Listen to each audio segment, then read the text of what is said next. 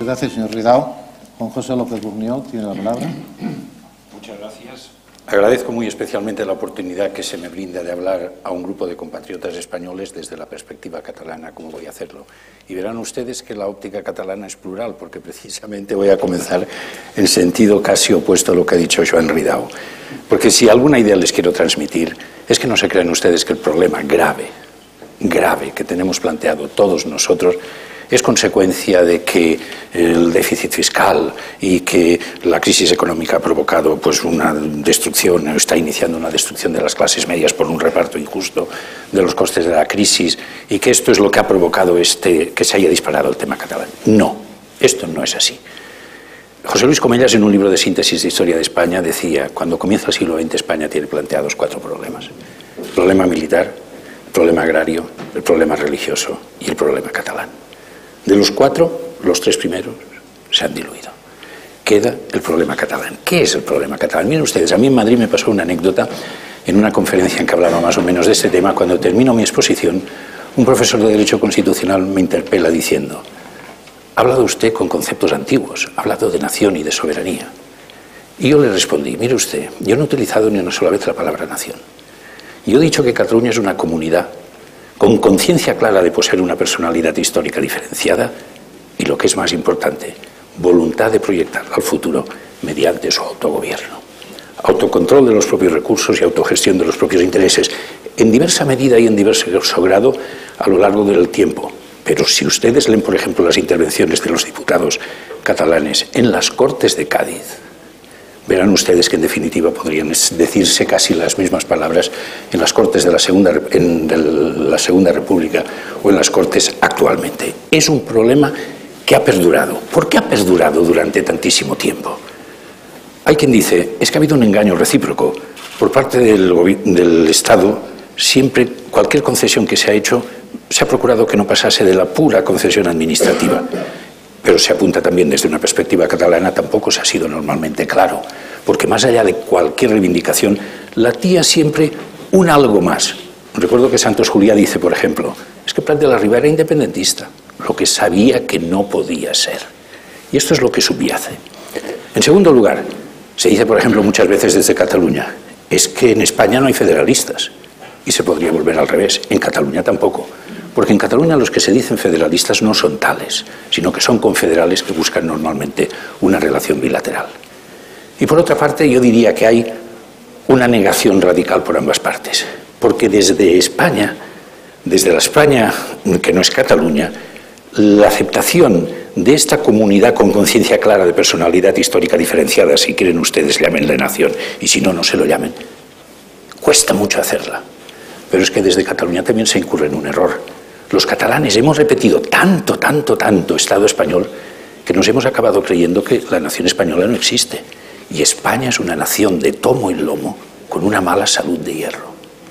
Entonces, así las cosas, se puede decir: ¿cuál ha sido el proceso?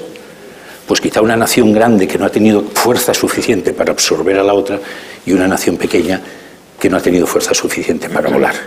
Ortega, lúcido, vio claro y decía: no hay solución, es la conllevancia. Bien, yo muchas veces lo ha apuntado Joan, y es verdad, digo, es que esto en realidad no es el problema catalán. Esto es el problema español de la estructura territorial del Estado. Un problema que está irresoluto desde la misma Constitución de Cádiz, que hizo una proclama en unos términos que luego la realidad ha ido erosionando progresivamente hasta llegar a la Constitución de 1978. Y en este punto no hago otra cosa que seguir un texto de Miguel Herrero, Cádiz a contrapelo. Por tanto, es el problema español de la estructura territorial del Estado. Este problema en estos momentos se plantea con una enorme gravedad. Yo les diría que por una serie de razones que creo que tenemos que tener presentes y que, por supuesto, pueden discutirse. Desde una perspectiva catalana, ¿por qué es grave? Y ahí sí que me apunto a la tesis de Joan. Se ha introducido un factor novedoso. Yo lo expreso de una manera: en Cataluña una parte del poder político ya no está en las instituciones, está en la calle. Y si me apuran ustedes, les diría que no en la calle de Barcelona, ni en la calle de lo que llamamos allí las Rodalías, el anillo de Barcelona, sino en la Cataluña profunda. Por tanto, pienso que la situación, por lo que hace referencia a Cataluña, es especialmente vidriosa, porque además esta difusión del poder coincide con otro momento que no podemos preterir en modo alguno, que es que las clases medias, enormemente maltratadas por la crisis económica y por la forma como en Europa se ha tenido que tratar, pueden en un determinado momento mezclar reivindicaciones de carácter nacional con reivindicaciones de carácter social. Será todo lo inconexo que ustedes quieran, a veces primario, pero en el fondo, en el mensaje nacionalista, en el mensaje soberanista en Cataluña, subyacen tres ideas: la idea nacionalista, la idea social y la idea de lucha contra la corrupción.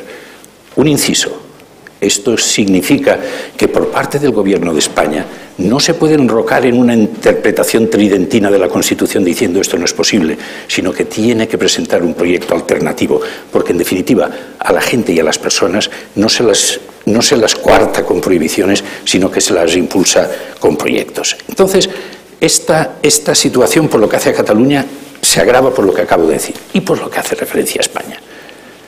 Vamos a ver, yo no quisiera en modo alguno ser tremendista, pero yo noto en estos momentos en España una erosión del Estado como sistema jurídico. Noto un desprestigio creciente de las instituciones.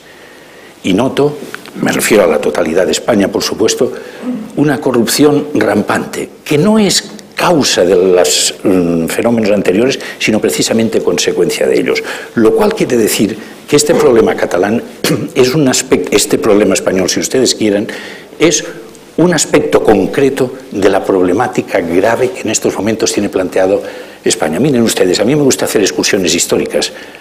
A veces me digo a mí mismo, España en estos momentos, dejando aparte los innumerables avances materiales que han habido en los últimos 100 años, como en definitiva los ha habido en la mayor parte de los pueblos, desde un punto de vista de vibración anímica, ¿está mejor o está peor que en 1898? Yo no me atrevería a decir que está mejor, porque a veces incluso lo que noto a faltar, ¿qué es? Que haya unas élites intelectuales, más allá de la política, que tengan una función revulsiva de la realidad nacional. Voy a terminar, me voy a acomodar al tiempo. En definitiva, lo que quería decir prácticamente ya se lo he dicho, porque la salida de esto, miren ustedes, muy breve. El trozo de tierra que va del Pirineo a Tarifa, del Finisterre al Cabo de Creus, solamente se puede organizar de 4 maneras. Como un Estado unitario y centralista, que ni fue de una manera plena ni será. ¿Por qué digo que no fue de una manera plena? ¿Qué Estado es este que no ha tenido nunca unidad de caja? Que siempre hubo 5 cajas. ¿Qué Estado es este que no ha tenido unidad de derecho civil? Es un Estado precario que ha necesitado en el siglo XX 2 dictaduras, que no es manifestación de fortaleza del Estado, sino de su debilidad para sostenerse. Entonces, un Estado unitario no será. Tampoco será un Estado confederal, que no tiene sentido y en el que no voy a perder ni un minuto más. Las opciones que quedan idealmente es o un Estado federal o diversos Estados, es decir, que España se fracturase. La necesidad de ir a una fórmula de tipo federal yo la he defendido siempre, y un federalismo que yo llamo asimétrico. ¿Asimétrico en qué sentido? No por lo que se refiere a la relación entre la comunidad autónoma y el gobierno central, que ha de ser idéntica. Yo rechazo siempre la bilateralidad, que es fuente de privilegio. La asimetría tiene que venir en el contenido de las competencias, que es evidente que unas comunidades tendrán más que otras, sencillamente porque tienen una consistencia histórica, algunas que otras, naturalmente, no tienen. ¿Cómo se debe hacer esto? Con una reforma constitucional, interpretando la Constitución. Miren ustedes, ahí sí que yo marco distancias entre los juristas de derecho público y los juristas de derecho privado. Para los juristas de derecho privado, que yo no soy otra cosa que esto, las leyes no son otra cosa que herramientas. Y las herramientas se pueden utilizar en un sentido o en otro. Fíjense ustedes, cuando me dedicaba a escribir algunas cosas de derecho, llegué a escribir que el progreso en derecho es la erosión de la norma imperativa. Por tanto, yo ya iría por la vía de... Por supuesto que hay posibilidad, por ejemplo, de hacer una consulta al amparo del artículo 92 de la Constitución. No es un problema de poder, es un problema de querer. Ahora bien, si nos ponemos rigurosos y consideramos, como tantos juristas de derecho público, que la ley es ratio scripta y hay que cambiar la Constitución, tampoco se hunde el mundo. Quisiera que mis últimas palabras fuesen para invocar un texto que a mí me impacta personalmente mucho. Son las palabras con que Pierre Vilar inicia la síntesis de Historia de España que publica en 1947. Son las siguientes: el océano, el Mediterráneo, los Pirineos. Parece como si el medio natural se ofreciese al destino de un grupo humano, a la conformación de una unidad histórica. Yo solo quiero terminar diciendo que si no somos capaces de hacer esta unidad histórica a estas alturas, hemos fracasado todos de una manera radical como pueblo. Muchas gracias. Bien, muchas